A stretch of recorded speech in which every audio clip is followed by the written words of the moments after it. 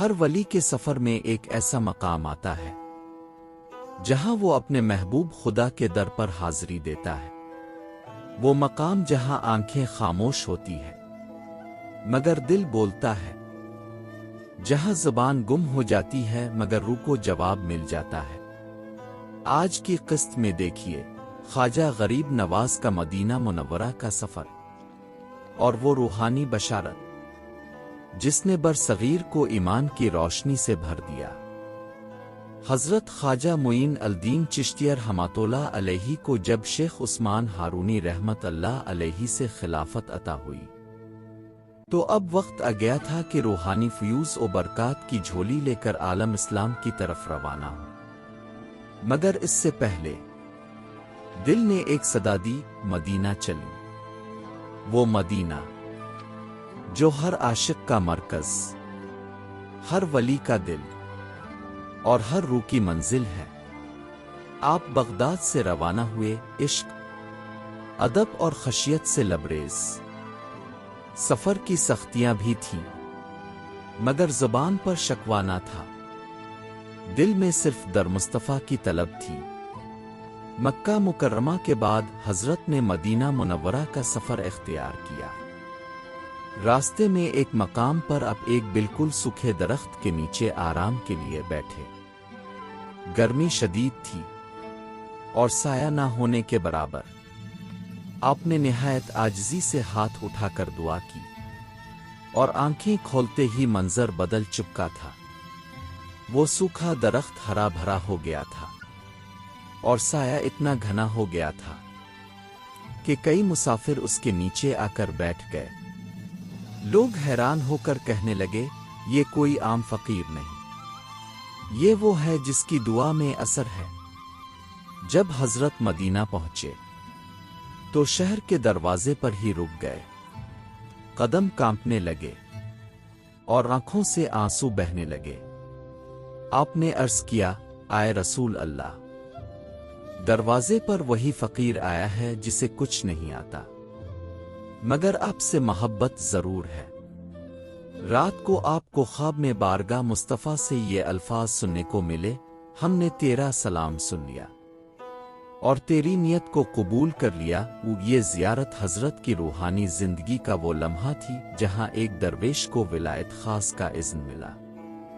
مدینہ ہی کے نوا میں ایک درویش برسوں سے ایک خاص چٹان پر بیٹھا رہتا تھا۔ وہ کسی سے بات نہ کرتا، نہ ملتا۔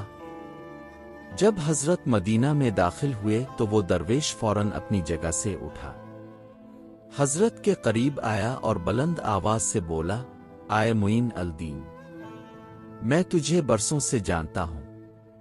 مجھے بتایا گیا تھا کہ ایک چراغ آئے گا جو مشرق کے اندھیروں میں روشنی پھیلائے گا۔ حضرت کے لیے یہ لمحہ رب کی طرف سے ایک اور اشارہ تھا کہ ان کا سفر اب صرف تلاش کا نہ رہا بلکہ ایک عظیم مشن کا آغاز تھا۔ جب آپ مدینہ منورہ میں داخل ہوئے تو جوتے اتار دیے، آنکھیں جھکا لے اور قدم با قدم خاموشی سے اس دربار اقدس تک پہنچے جہاں سید الانبیاء آرام فرما رہے تھے۔ آپ روضہ مبارک کے سامنے مؤدب بیٹھ گئے، آنکھوں سے آنسو بہنے لگے۔ دل کی زبان نے عرض کیا، آئے رسول اللہ، میں اپنے مرشد کی اجازت سے علم و دین کا پیغام لے کر نکلا ہوں، مجھ پر رحم فرمائیں اور مجھے وہ مقام عطا کریں جس سے دین کا نور پھیل جائے۔ اسی کیفیت میں آپ کو نیند آ گئی اور پھر وہ خواب آیا جس نے دنیا کا رخ بدل دیا۔ خواب میں نبی کریم تشریف لائے، چہرہ انور چمک رہا تھا، لبوں پر تبسم تھا۔ آپ نے فرمایا، اے معین الدین، تم ہمارے دین کا نور ہند میں لے کر جاؤ گے۔ وہاں کے دل سخت ہیں مگر تمہاری زبان میں اثر ہوگا۔ اللہ تمہیں ولایت کے اعلیٰ مقام پر فائز کرے گا اور تمہاری برکت سے ہزاروں لوگ ایمان لائیں گے۔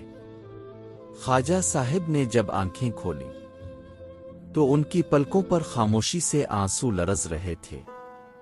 مگر چہرے پر ایک عزم، ایک روشنی اور ایک نئی روحانی ذمہ داری کا عکس تھا۔ آپ نے کئی دن مدینہ منورہ میں قیام کیا، دن بھر روزہ، رات بھر قیام اور دن میں خاموش خدمت۔ روزہ رسول کے قریب بیٹھ کر قرآن کی تلاوت کرتے، درود پڑھتے اور امت کے لیے دعائیں کرتے۔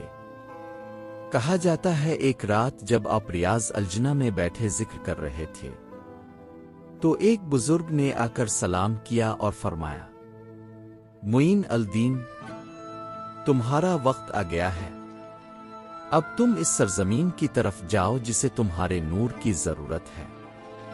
وہ بزرگ غائب ہو گئے۔ یہ اشارہ تھا کہ اب منزل ہند ہے۔ مدینہ سے روانگی سے ایک دن قبل خواجہ صاحب نے ایک غریب مدنی بچے کو دیکھا جو کھجوریں فروخت کر رہا تھا۔ بچہ تھکا ہارا تھا مگر مسکرا رہا تھا۔ آپ نے اس سے سب کھجوریں خرید لیں اور پیسے بھی دیے۔ بچہ حیران ہو گیا، پوچھا، آپ مسافر لگتے ہیں، اتنا خرچ کیوں کیا؟ خواجہ صاحب نے فرمایا، بیٹا، تم مدینہ کے ہو، تمہاری خوشی میرے لیے سرمایہ ہے۔ اس کے بعد اس بچے نے بڑے ہو کر مدینہ میں ہی ایک حلقہ ذکر قائم کیا اور کہا کرتا تھا، میں نے زندگی میں بہت سے مسافر دیکھے مگر وہ ایک درویش معین الدین جب میرے قریب سے گزرا تو جیسے کوئی میرے دل کو دھو کر چلا گیا۔ ہمیں اس سے سبق ملتا ہے کہ مدینہ سے جو فیض لیا جائے وہ کبھی ضائع نہیں ہوتا۔ بشارت نبوی ہمیشہ حق کے علم برداروں کو حوصلہ دیتی ہے۔ ولایت کا اصل سرچشمہ ادب، عشق اور در مصطفیٰ سے جڑے رہنے میں ہے۔ یہ وہ لمحہ تھا جہاں سے غریب نواز کی عالمی دعوت کا آغاز ہوا۔ اگلی قسط میں دیکھیے ہند کی سرزمین، جہاں آپ نے دلوں کو جیتا، نفوس کو بدلا اور تاریخ میں ہمیشہ کے لیے غریب نواز کہلائے۔ اگر آپ کو بھی خواجہ غریب نواز کا یہ روحانی سفر پسند آیا ہو تو لائک کریں، شیئر کریں اور ہمارے چینل اسرار حقیقت کو سبسکرائب کریں تاکہ اگلے روحانی باب کا سفر اب سے رہ نہ جائے۔